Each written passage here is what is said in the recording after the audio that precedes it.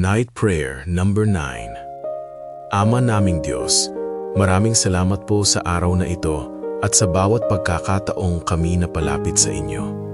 Sa kabila ng aming pagod at mga hamon, ikaw po ang aming kalakasan at kanlungan.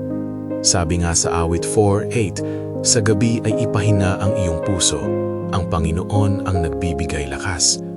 Lord, patawarin po ninyo kami sa aming mga pagkukulang, sa mga sandaling kami nag-aalala, imbes na magtiwala, at sa mga pagkakataong kami umasa sa sarili naming kakayahan. Linisin rin po ninyo, Lord, ang aming puso at gabayan ang aming isip sa tamang landas.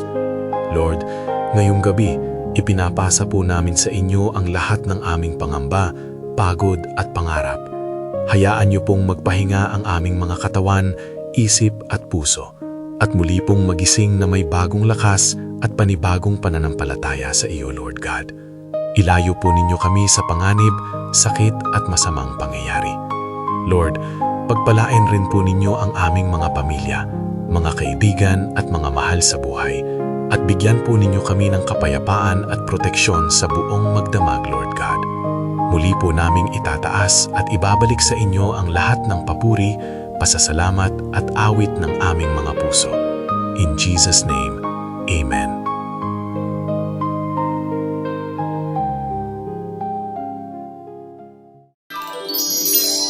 Neil Learn Official. Not for fame, but for faith.